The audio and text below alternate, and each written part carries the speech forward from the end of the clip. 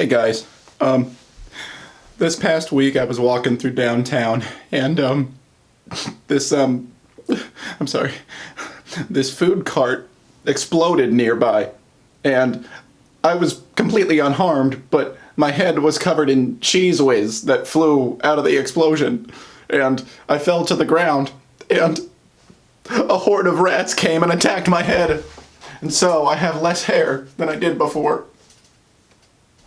I'm sorry. And the worst part of it all is that whenever I get a haircut, I have these annoying little hairs that stick up in the back that will not sit down no matter if I put a gallon of gel on them. And so I just took the initiative to just snip a handful of them so it doesn't look as bad right now. I'm going to loosen my belt while I'm talking so that I got more air. But yeah, I got a haircut. I'm feeling lighter. I'm feeling freer. I am loving people coming up to me and saying, hey, you got a haircut, and me saying, actually, I got many hairs cut. I got thousands and thousands of them cut. Or the other one is sometimes people come up and say, hey, you cut your hair. I'm like, no, I didn't. Somebody else did.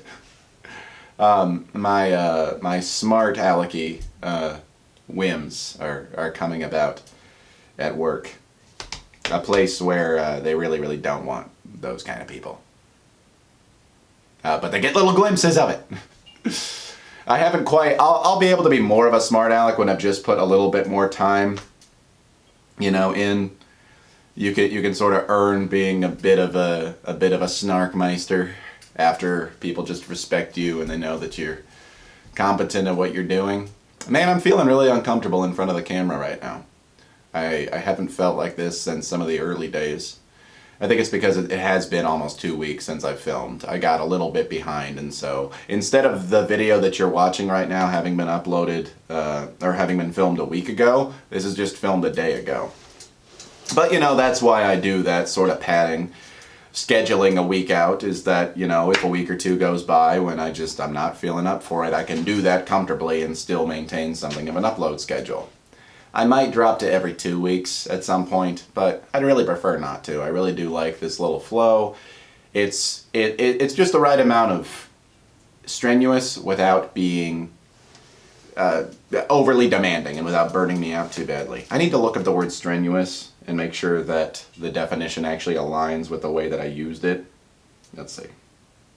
Strenuous. Don't you love that? My friend, he might have plagiarized it from somebody, but one time he said, I like to use big words I only have a vague understanding of in order to sound more hypotenuse. I love that. Especially because hypotenuse, if you even have a vague understanding of what hypotenuse means, you'll know that it doesn't work in that sentence. But, yeah, strenuous means requiring or using great exertion. And I know that because Google defined it that way.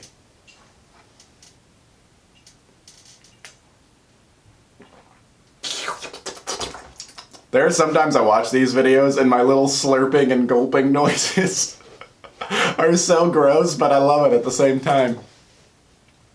What else has been going on for me? I've been very stressed out with work. It's just a very stressful job, and I feel like this is exactly what happens with every job. There's after the 3 or 4 month hump, I start actually feeling very comfortable, and some people are maybe even looking up to me a little bit. I'll get there, it's coming. But yeah, I just don't want to dwell on the stress too much, but I do need to acknowledge that it's there. Otherwise, I just put it back in the closet farther and farther and farther. In the closet, that's a weird way to phrase it. I just tuck it way deep down, and it doesn't... It doesn't make for a very healthy Joe, let me tell you. And I start neglecting all my other life responsibilities because there's just this underlying pit in my stomach that just feels like it's controlling me.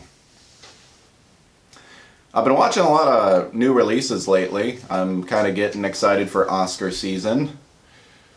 There are 2 in particular I watched in the past week that are up for a lot of awards. And look, here's the thing. I know the Oscars are complete BS, and each year I say, I'm not even going to follow them. I'm going to turn a blind eye to them, but every year they come around and I start getting excited about them again. But the It's more just, it's cool to see. I especially like the acting nominees because it's cool to see people that you've respected for a long time, or maybe that you never heard of. I don't know. I just like seeing people get the respect for their talent that I think they finally deserve. So one of the movies I saw the past week was Belfast, and the best way I can describe it is that it's just okay. It's pleasant, and it's easy, and it's inoffensive, and I don't know. I can't really say that I think it's a great movie or that I've even really thought about it much since then. It's one of those movies that it's the director Kenneth Branagh's.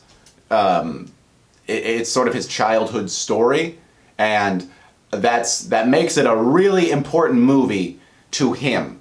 But you can't, even if it's what you make as personal, you have to understand it has to resonate with people that aren't you in order for it to be considered a universally great movie. And I'm not trying to put it down. It's very competently made.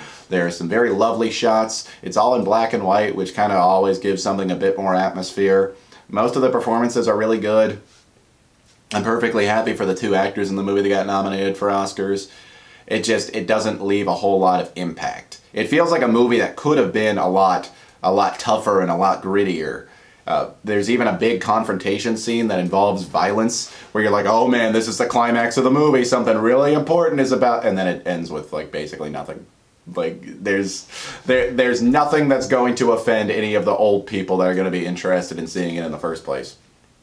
Which is why I texted my grandma right after. I said, hey, have you seen Belfast? It's really good. You should see it. And like, obviously, I don't think it's really good. I think it's just okay. But I knew that it was the perfect movie for my grandma. So, isn't that funny? I don't really like this movie, and I'm going to immediately recommend it to my grandma. It is the perfect like day out with family movie. If you're like seeing your mom or your dad for Mother's or Father's Day or their birthday, or you know, I mean, you can see your parents for things other than holidays, right? It's the perfect kind of movie for that. And then the other one that I saw was Power of the Dog, which is a good movie. It's sort of the opposite. It's a good movie that I don't know how many people I'd actually recommend it to, because it is very, very slow.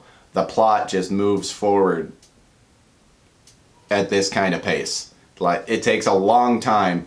But the advent of that is that it gives the movie a whole lot of atmosphere, and it gives a whole lot of just time for you to really take in what you're watching and what just happened. And sort of put the whole movie into perspective, because it is a very quiet movie. And sometimes I need to remind my little ADD brain, undiagnosed ADD brain, that that's important sometimes, to have those sort of stop and smell the flowers kind of movies.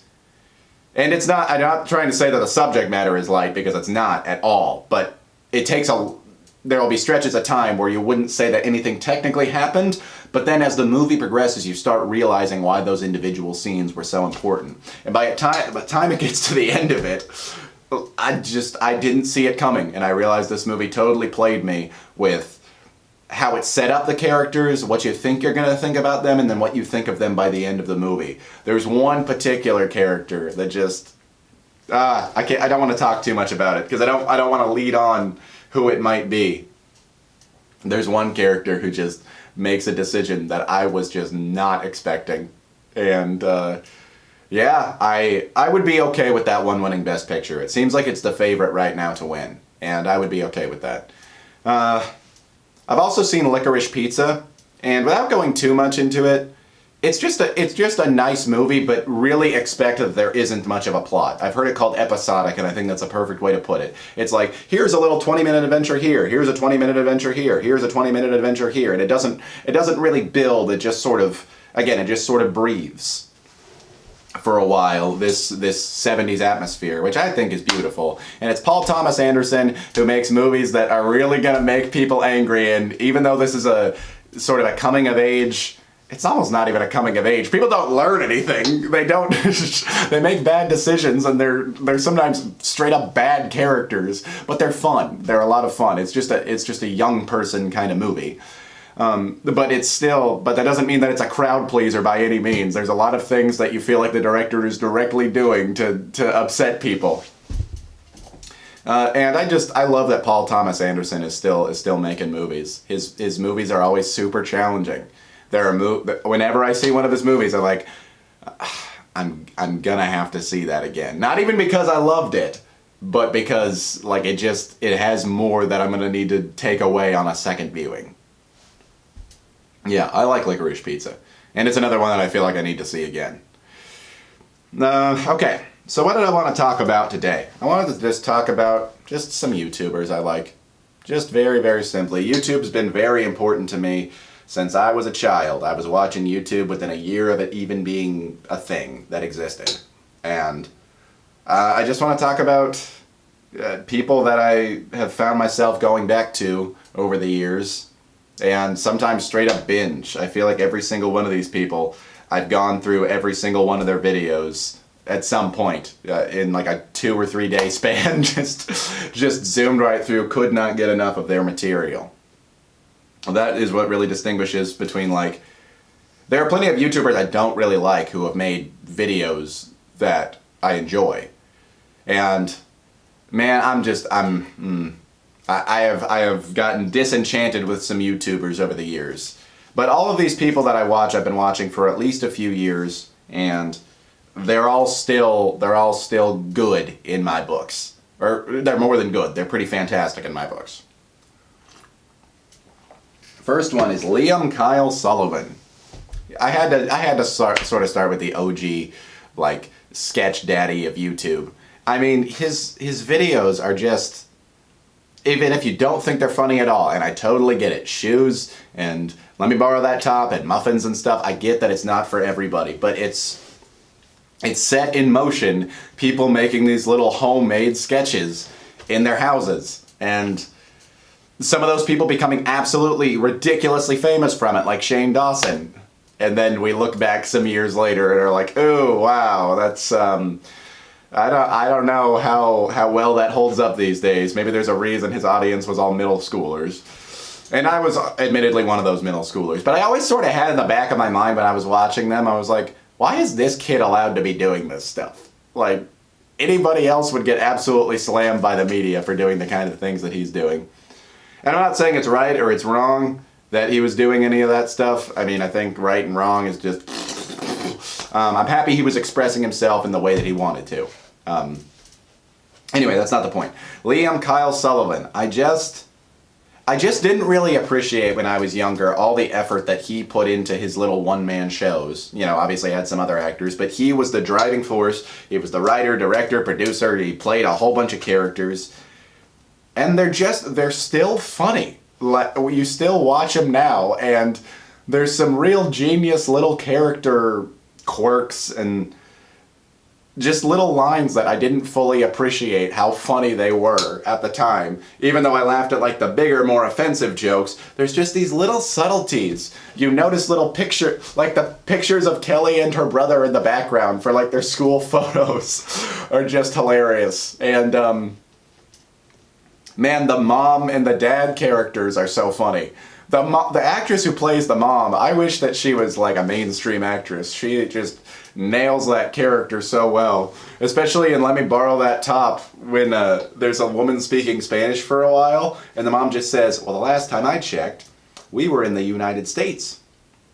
And in the United States, we clearly speak English. That language I don't understand, and therefore it makes me angry.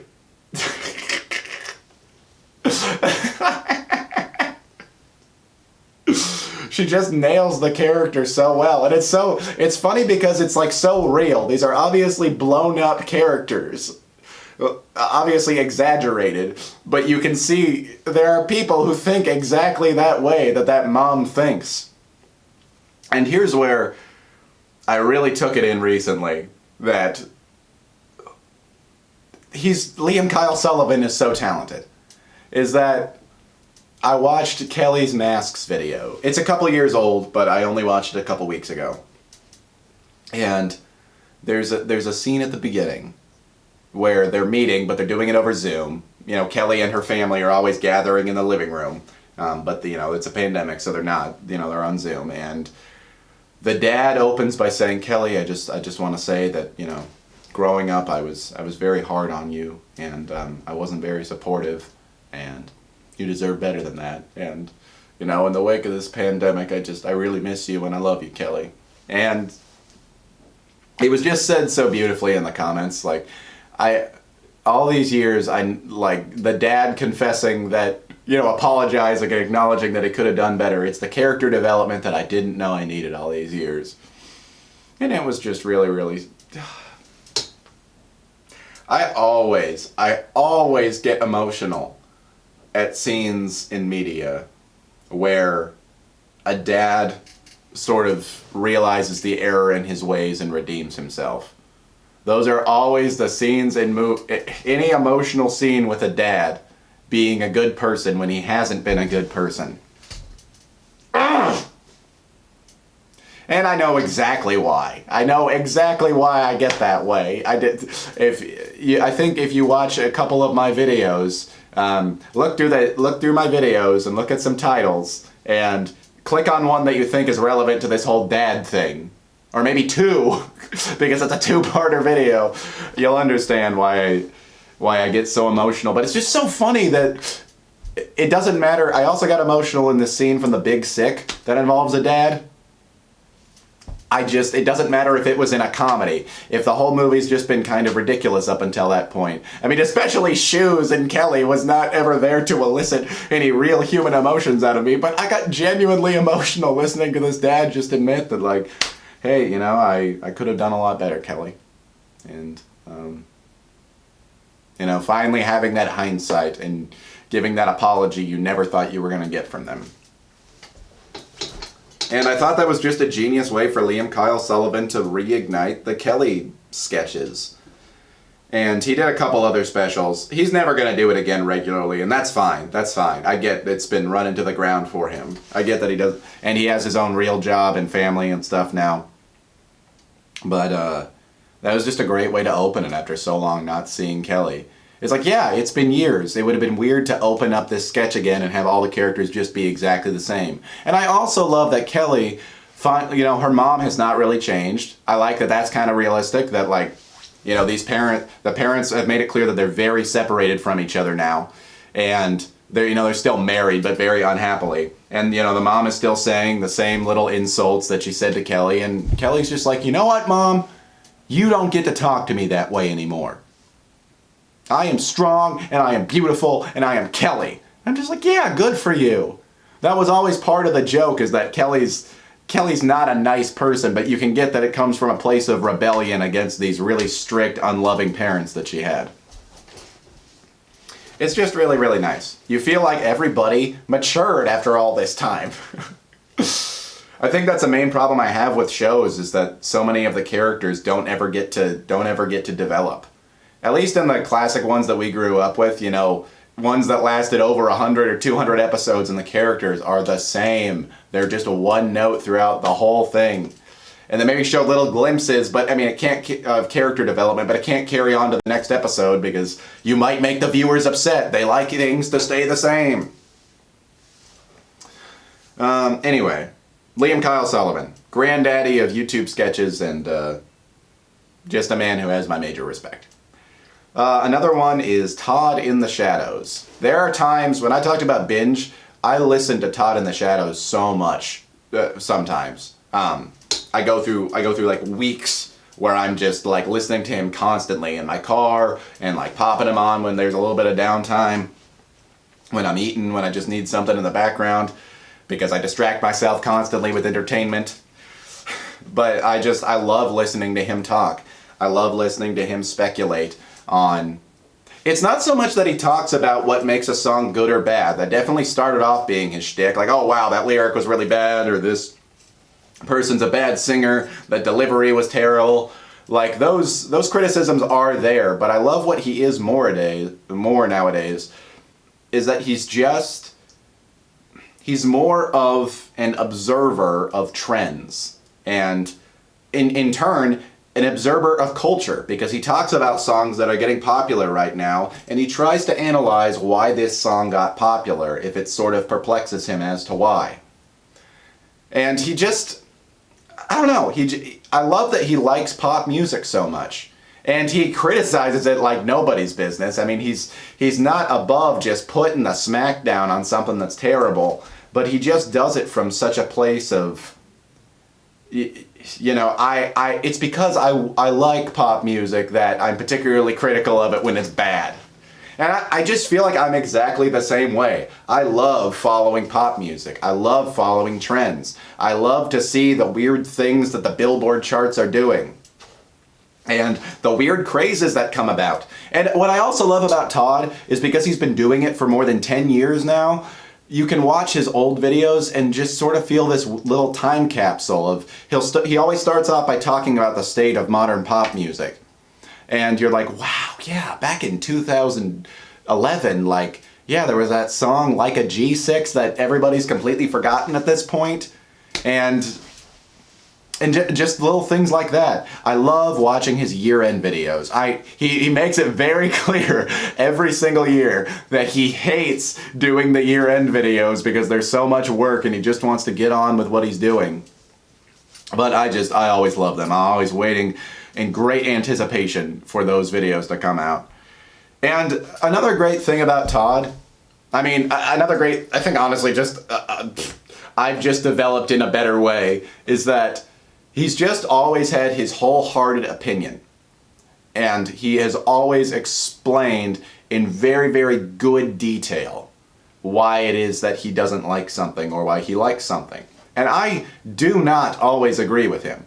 I feel like every single year, like, my taste is like, or like what would be in my 10 favorite songs and 10 least favorite songs. And least favorite songs I can agree with him more on, but like what makes my favorite songs, they're a lot different from his. They're very different from his, you know, each year that passes. They're more different. But I always just love listening to his opinion just because he's so entertaining, even when I just completely outright disagree with him. And I think it says a lot to what pop music is and what it does for people, is that it's at the end of the day, it's just about personal preference. It's just about what is pleasing to your ears and what makes you say, I want to replay that. Because there are some years when he completely excludes some songs from the best list and just says he doesn't have really much of an opinion either way on it. I'm like, that song is amazing! And then some years he puts something on the worst list. Usually I can at least see why, but you know, sometimes I'm like, I like that song. Like, yeah, I know it's probably not technically good, but I don't know, I enjoy it. Yeah, Todd in the Shadows, man. And he does these one-hit Wonderland videos where he does a deep dive on a whole bunch of artists that are only known for one song. And he does Train Records now, where he talks about critically acclaimed artists that made an album that just people really didn't like or didn't sell well. And this dude knows his history of music. Like, he does a lot of really great research on it, and I feel like I know a whole lot about music, and he even still manages to expand my horizons. And pretty much him and The Needle Drop are the ones that I watch that I actually feel like really expand what I know about music. Yeah, he just and he's just funny. That's the main thing at the end of it. I can enjoy The Needle Drop, and he's sporadically funny, but I will binge Todd just because he's got so much wit, and he sets up his videos in such a great way where he manages to balance being a character that's listening to the song for the first time when you know that he hasn't. Like, you can tell there was some writing and some story development that went into all of his videos. I just love his videos. I love his videos, and I think he only gets better and better and better. And that's really something impressive. Number three. Sorry, I have an outline written down, and number 1 is always update, and so I said talk about your haircut. So 2 is Liam Kyle Sullivan, 3 is Todd in the Shadows. So number 4, but the third YouTuber, Psychic Pebbles. Psychic frickin' Pebbles. I just love this guy. His name's Zach Hadel or Hadel. I thought Hadel sounded like he's like, I don't know, Middle Eastern or something. No, it's like, I think it's Zach Hadel. he was my edgy high school sense of humor, just like perfectly encapsulated. And he's one of those YouTubers that doesn't upload very often. And in fact, I think he's mostly moved away from doing his YouTube cartoons in the format that he used to. But even when he did, I mean, animation is really hard, so it's very understandable. And like, it wasn't monetizable. YouTube was super mean to animators for years. And they're nicer to them now, kind of. They're like, I watched one called like Flash Gits, who he at least manages to still be edgy in his videos, and I guess he's doing well for himself. But YouTube just has always been mean to animators, and even still, Psychic Pebbles was just like, okay, well, I'm not gonna back down from making my really edgy, disgusting, swear-laden videos. And they're just so funny. He has such a good sense of humor. You can write it off as just childish, but he's also proven himself to also just be so smart and so intuitive and just understand people so well. What I love when I listen to him talking, or like his dialogue and stuff, is that people do this weird little awkward stutter, and they have conversations that, like, they don't sound perfectly written, they don't sound fine-tuned, there's a lot of meandering, and that is so funny because that's how people talk in awkward situations. You can tell that he's an awkward dude. I mean, obviously you have to be kind of an awkward guy to be so rebellious and to want to make videos like that. I love every single one of his videos. And unfortunately, there's not a huge catalog of them, but I will go around and just binge his videos, you know, what you can get of them. And then, I mean, I love that he's branched out from YouTube also. Years ago, he had that Hellbender series that only lasted like 2 or 3 episodes on YouTube, again, because it's very hard to make. But he was trying to get it onto Adult Swim, and they rejected it. And that is so depressing to me, because I think Hellbenders would have been perfect for Adult Swim. But it's okay, because now we have a show called Smiling Friends. And, oh my gosh, I just love that show. I flew through every single episode, like, almost in just one sitting. And they're all very short episodes, like 12-minute runtime. I just watched every single episode, because they're so freaking funny! They just have they have everything that I love about him. They have, you know, really disgusting, over-the-top gore and sex and things like that, stuff that, like, still makes me kind of go, ew, I'm laughing, but ew. He has his awkward dialogue where characters are like, I don't know, like, they don't always have the perfect words to say. They have really absurdist stuff that, like, doesn't make any sense. It exists in this reality that's just really funny because it's ridiculous. There's a whole children's show that lasts 6 seconds an episode and somehow runs for like 40-something episodes and is just renowned as one of the best shows on TV. There are little nuances in the background that the animators had to work really hard on to make sure was there. Like, and you don't notice it until you watch these like background gag compilations on YouTube where it'll say like, hey, if you looked really closely in the background of that scene, there's a guy stomping on another guy's head that you could have totally ignored and didn't need to be there. Or hey, look over there's a guy doing inventory of the refrigerator in a break room. Why would you do inventory of a break room refrigerator? Or there'll be a poster on the wall, or there'll be like a YouTube thumbnail that says like conspiracy, you know, part 17 or something like that. He just puts so much care and craft into what many people could easily just write off as very immature and inane and silly and stupid and lowbrow. And I mean, the thing is, it is all of those things at the same time. And Zach would not argue with you if you said that you hated it for all those reasons, but that's just exactly what he loves to make. And it's just really hard not to respect him for that. Even if you don't find it hilarious, which I totally do. And, you know, here's another big way that I just really respect Zach. And this wasn't on YouTube. I mean, there is a clip of it on YouTube that somehow hasn't gotten removed. But he was a part of Seth Rogen's Hilarity for Charity. And if you know anything about Psychic Pebbles, you already know what I'm going to talk about.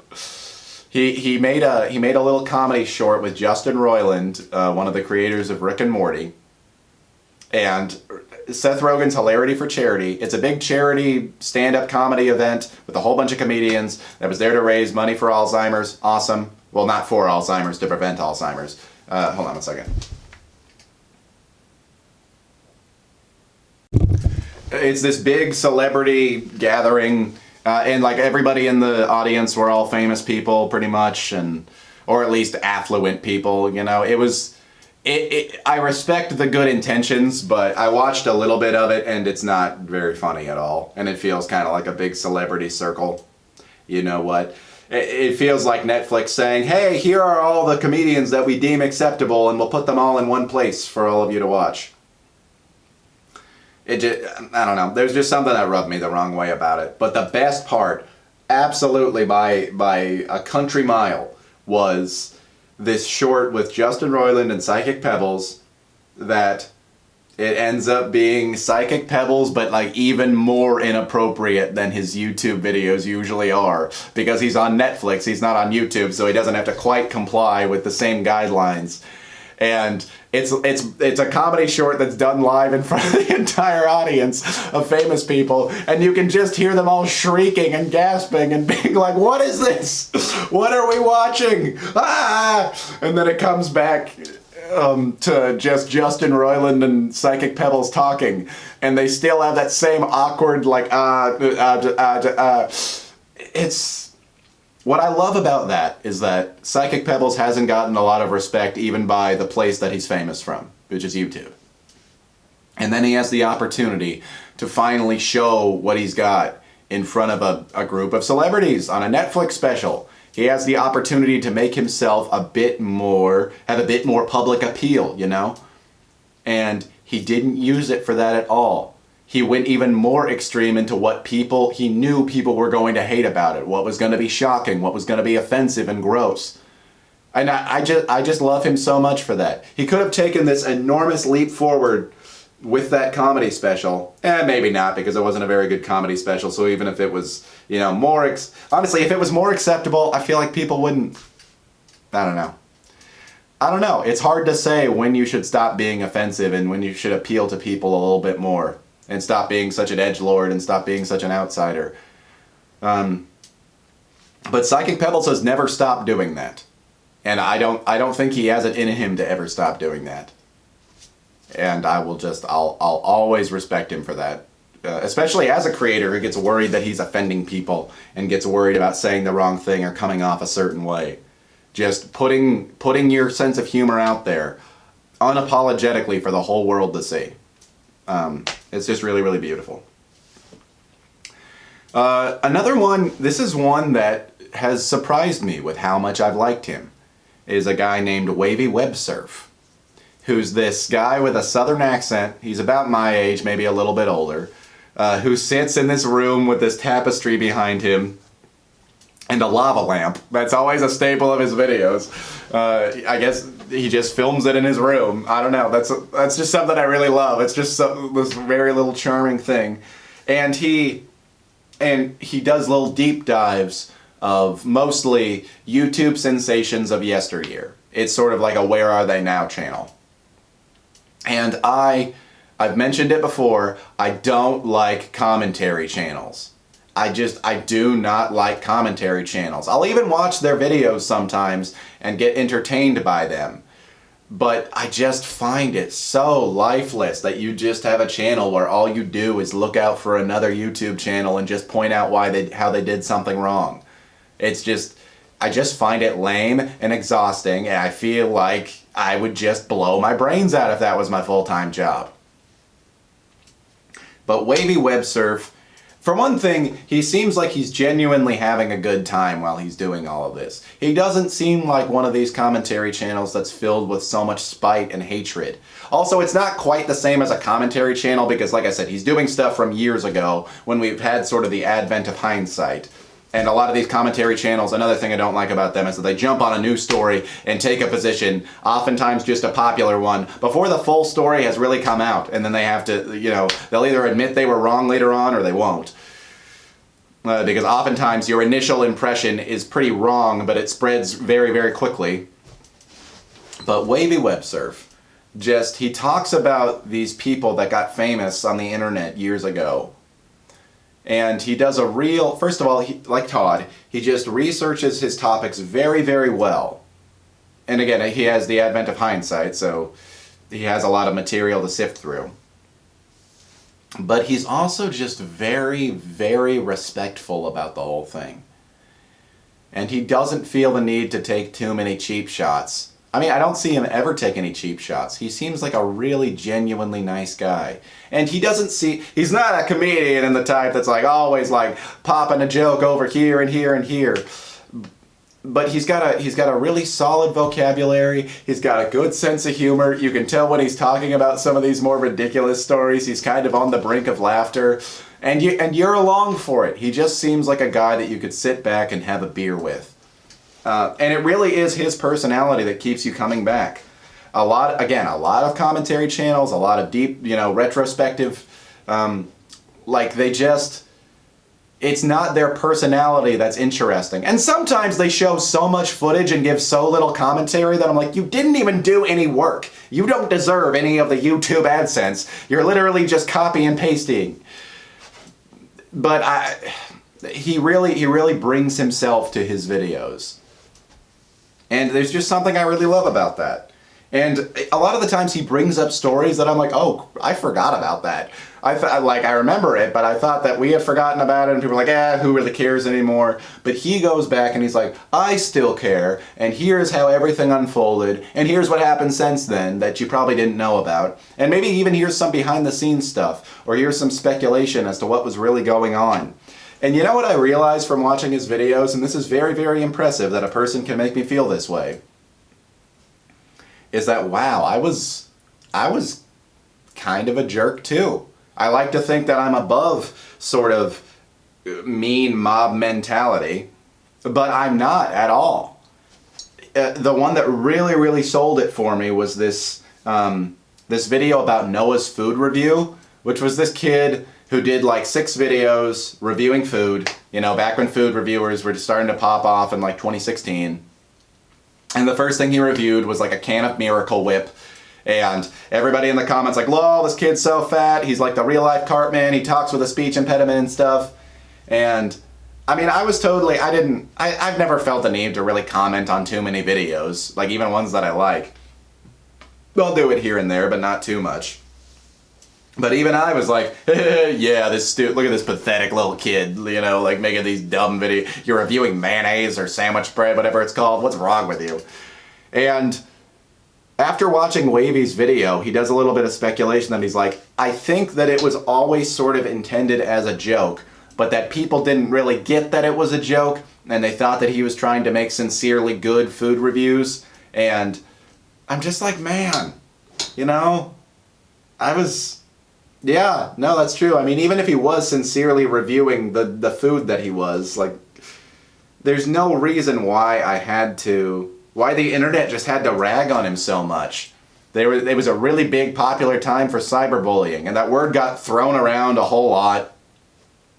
But, I mean, it was true. It was true. There were a lot of really, really popular commentary channels that weren't very talented and didn't give very good insight, I may add, but they just hopped on stuff that was really popular at the time, or even wasn't. Sometimes they'd be reviewing a video with like 1,000 views, and then all their mean little teenage fans would go and just leave hateful comments and just spam dislikes on it, and that time of the internet was really, really dark. And there was a lot, the word cancer was thrown around. Yeah, there was some really cancerous stuff. And I don't like how cleaned up YouTube is these days about how many restrictions there are on what you're allowed to say.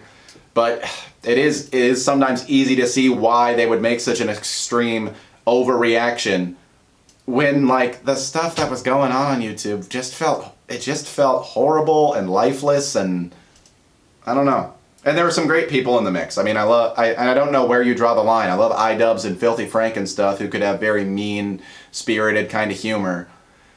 But again, the thing is, they had craft to what they were doing. And, like, they were talented and they were funny. Anyway, little bit of a side note, but it wasn't until I watched Wavy Web Surf's videos that I'm like, man, I kind of wish that kid had stuck around. I wish that he had kind of endured the bullying that he was getting a little bit online. And it seems like, from what I understand with the update that Wavy Web Surf gave, that kid's doing okay now, and I'm glad, but man, there was a place in the world for Noah's Food Review to review ridiculous food items. And on top of that, he was a kid. He seemed like a nice, lighthearted, likable kid. And gosh, I'm so surprised that Wavy Web Surf, of all people, could really get to me in that way. But I'm also not. You know, Wavy Web Surf, I guess, was also a nurse for some years. He posted on Twitter that he only recently left his job as a nurse to turn his part-time channel into a full-time thing.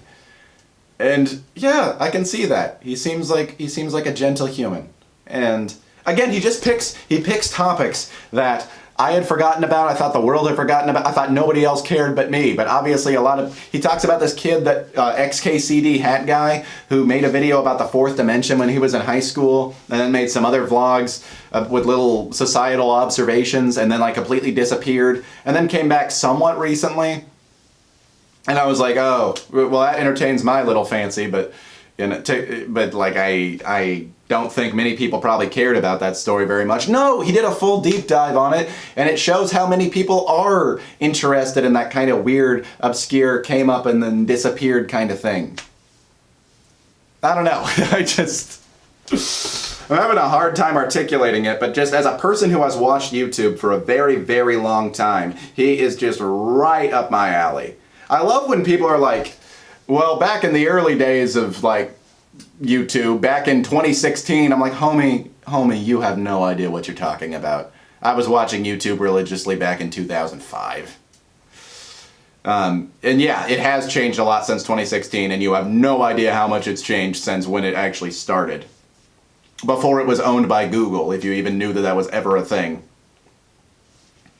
Yeah, Wavy Web Surf, dude. I like that guy. I like that guy a lot. Just trying to think if there's anything else I wanted to say about him. Yeah, no, I also just love his little Florida southern accent. I think it's Florida, maybe Georgia, I don't know.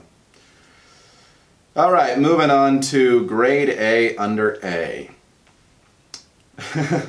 This is one that almost feels hypocritical for me to put him on this list. With what I just said about Wavy Web Surf. When I'm like, normally I hate commentary channels, and I hate these people being so mean and rude and cancerous. And grade A under A is, in some respects, a lot of those things. He had a big little heyday of just posting stuff that just everybody loved, and everybody just saying, wow, I just found your channel, I just binged all your stuff. And then people realizing that, like, you know, as he got involved in YouTube drama, which I will say is when I started being less interested in him and started taking some steps back and being like, dude, can you just go back to making your little whimsical life observation videos like you used to?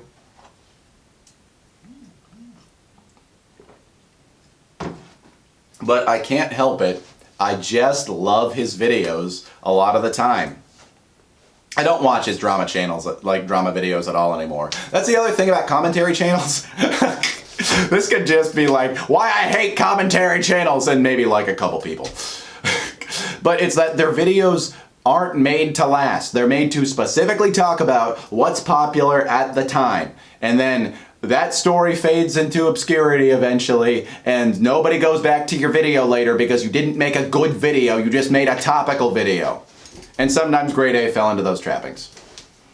But I love his voice. I love his weird, over-the-top screaming, his swearing. He swears in such a funny, unique way. His like weird, his weird English vernacular, like right, mate, you know, right there, mate. He just, whenever he throws those little things in, I just chuckle to myself. And I quote him constantly. He has this joke about, like when your parents keep comparing you to other kids to try to make you like achieve more, and he talks about your cousin D-head, and I say that all the time. Ugh, gosh, and when he talks about school. He has a video talking about school. That's my starter video for people. I'm like, if you want to understand why I like Grade A Under A, you should watch that video. I thought it was just a perfect balance of funny voices and character. I love that he makes all his videos on Windows Movie Maker. Crappily still. He records, maybe he doesn't do it still, but like all his big videos, he just recorded audio on his phone, and he threw some crappy little pictures on Windows Movie Maker. And there's a real charm to that. The fact that he doesn't have a whole lot of production quality, but he's still so funny at his best. I wish that he was able to make videos more consistently. I get why he can't. I'm done with faulting people for not putting out enough. As Bo Burnham said, well, because Daddy made you your content.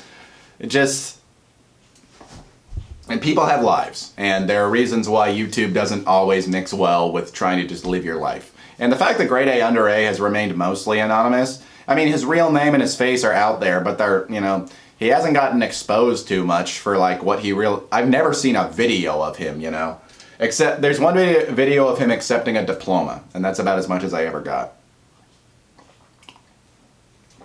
Which is weird. I've seen him graduate. Who texted me?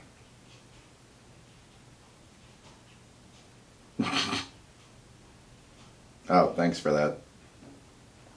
I got a text message just now saying that my account is locked due to some weird activity, but don't worry, follow this sketchy link and we'll get it reinstated for you. Yeah, I'm sure that is that link is going to help me. And it's not just going to be the thing that actually steals my identity like you're warning me is about to. Let's see, what did I just... Yep. Cool. Sorry, I got very distracted there for a second. That's what I hate about those text messages, those scammy texts that say like, your identity is in jeopardy, but don't worry, we can help, is that... It's like getting those emails when you were younger that said like, if you don't send this email to 10 people, you're going to die, like this dead girl's going to murder you in your sleep. And you hate it both because that's so childish and stupid, and because there's a part of you that considers doing it because, like, what if there is that tiny little fraction of a % possibility that, that person's going to kill me or that my identity was actually stolen? But anyway, Grade A Under A. I just love listening to him talk, and I wish that he had sort of kept finding his groove. Because I feel like his videos now could be exemplary. But his videos are still funny. He'll upload every once in a while, and they'll be, even if I don't love the video as a whole. He made one about COVID that wasn't very good. But he made, he made one about Pokemon last year that I thought was really solid. He makes some, I don't know. He's just a guy that I look forward to his 1 or 2 videos a year. And I'll always be watching his old videos and quoting them constantly to people and busting them out with some friends that I think have a similar sense of humor. Okay, one more thing is that while he makes all his videos crappily on Windows Movie Maker, some of the details he puts in are really funny. He'll flash a little picture in the background sometimes that you need to back up and pause the video to really see, or there'll be like a huge block of text that only flashes for a second because he's like, I had a lot more to say about this, but I don't feel like talking about it, so here's just what I have to say, I'll move on. And so you have to pause. And with most YouTubers, I'm like, it's not worth it for me to actually sit there and look at that little detail you put in there. With him, it totally is. And I will rewind the video and pause it over and over again to try to get that fraction of a second where he puts some little Easter egg that I found hilarious in there. Sort of like what I was talking about with Psychic Pebbles. This is one that I just found, but I have started binging his videos a whole lot, and it's the last one I'll talk about today. Ordinary Things. Ordinary Things. My friend just showed him to me a couple months ago, and a lot like Wavy Web Surf, where you just feel, and Todd in the Shadows, I really like people who do a lot of research on what they're talking about. I'm so sick of people making critical videos where it's clear you didn't actually research it all that much. You had some baseline up in front in your face information, and that's it. But Ordinary Things, he does videos about ordinary things that you probably haven't thought too deeply on. And he talks about the current state of this thing, but he also does a full retrospective on it. He goes right back to the very beginning of when this thing existed. He did a video on cereal that just absolutely blew my mind. I obviously know that cereal's not good for you and it's marketed toward children and stuff, but he really goes from its real origins of what cereal even was to begin with and how we've suddenly evolved to have it be in the place that it is right now. That was really interesting. He talked about Bitcoin, a great big Bitcoin scam, and dude, I find stuff about Bitcoin and cryptocurrency and blockchain and whatever, I just find it dry as dust to listen to most of the time. And so I just don't bother a lot of the time. But he actually broke down that, he broke it down in a way that was entertaining, and I learned a lot from it. And that was very impressive to me, because normally I hear people talking about crypto, I'm like, I'm not even going to bother. I like CoffeeZilla a lot. That's one I'll talk about maybe in a later video. But stuff when he talks about cryptocurrencies, I get bored really easily. And it's not because I find him very entertaining and he presents it well. He says what he needs to say. I just find crypto very boring most of the time. And Ordinary Things made it interesting for me. I also just love his personality. He's got this very stiff, like, kind of news anchor persona, but he also like drops all these hilarious deadpan jokes, these funny little comparisons, analogies and whatnot, these little one-liners that are, oh, he went there. My favorite, he talks about surveillance cameras. He says they're used in like 90+% of murder cases where the person was found guilty, because it is hard to deny that you murdered somebody when it's on camera. And he says, unless, of course, you're wearing a police uniform while you do it. I was just like, he went there. And similar to what I was talking about with Psychic Pebbles, I just love that he's willing to express those kinds of opinions and drop those little nuggets just unapologetically. He's like, here is how I feel about this thing. I have a strong, well-researched stance on this thing. And again, you might not always agree with him completely, but he clearly has put his time in to make it a really good, elaborate, educational, and entertaining video. Yeah, I think that in a way YouTube is increasing, it's expanding the horizons of educational videos. You know, everybody had a teacher that put on a video that was educational but was so boring, you're like, could we just have a regular lesson? Like, can you just give us some homework to do, right?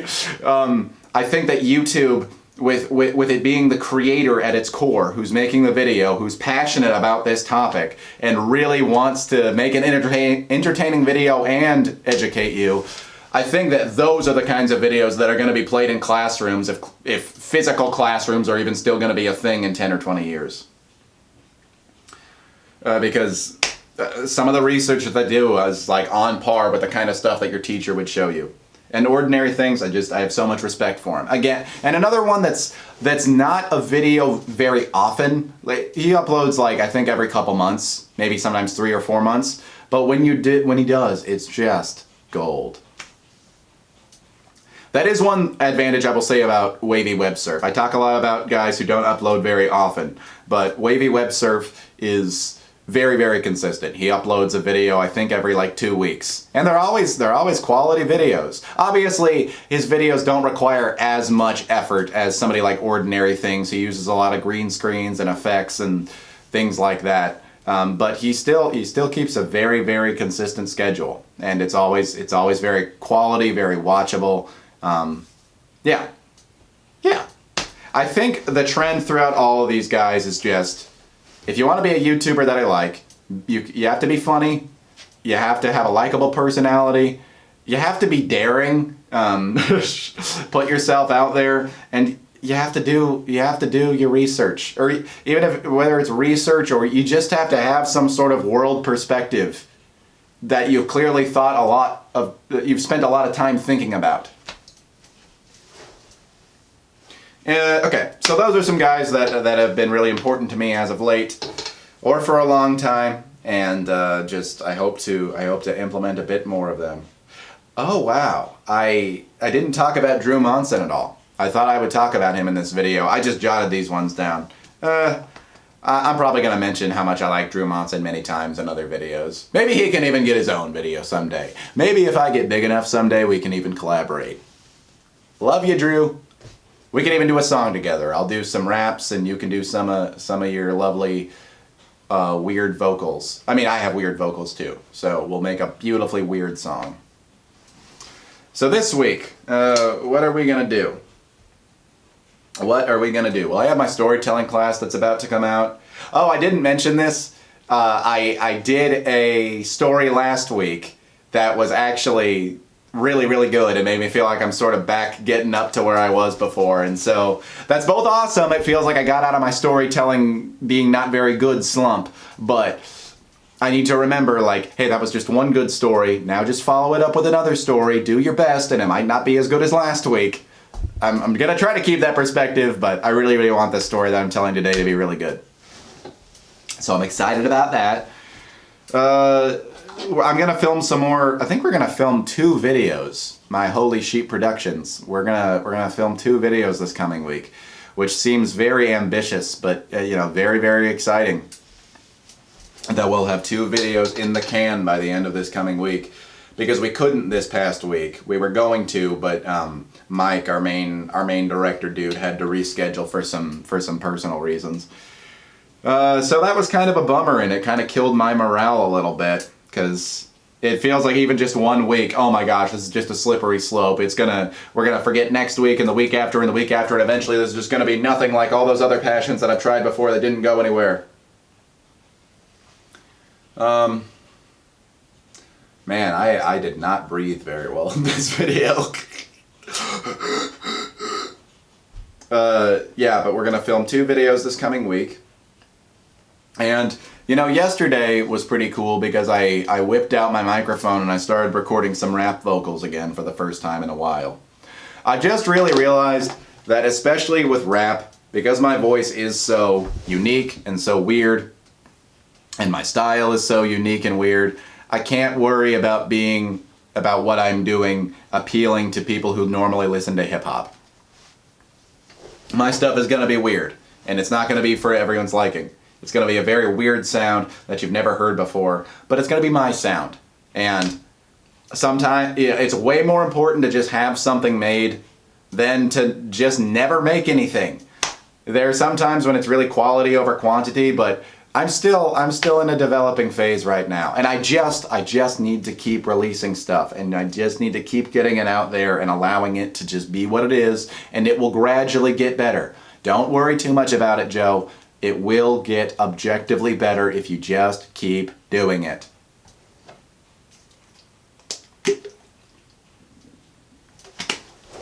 I'm going to end this by showing you, this is a picture my friend painted for me. She was doing some commissions last year, and I asked her for a picture of a disco dancing pig. And she said, okay, I won't accept money, but I would like an art piece of some kind from you. Like, give me a piece of your creative writing and we can swap. And so I got a nice professionally printed poem sent to her from Etsy. And it was about her favorite wine, which is called Albarino. It's a Spanish wine, and excuse me. I wrote her a little sonnet, and it went, and it was in iambic pentameter and everything. The great varietal of northern Spain, Galicia, the Rias Baixas coast, befits a meal of lobster and romaine, a clean and crisp uniqueness for the toast. The flavor kindred to white Sauvignon, with just a hint of citrus fruit and stone. A sparkle that will shine, your problems gone, acidic festival as dry as bone. So a sip will fly you to the pergolas, where salty breezes brush against the skin, and butterflies on pink camellias revere Atlantic summer sun therein. So grab a slender glass and fill the bowl, then drink to patch your heart up at its hole. I want to go ahead and record that sometime without the little flubs in it.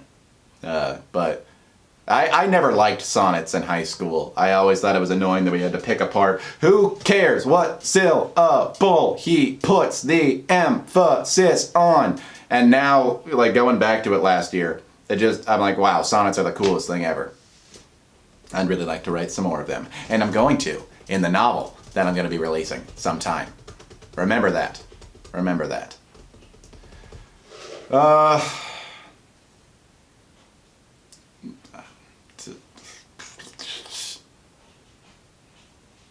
Kittens.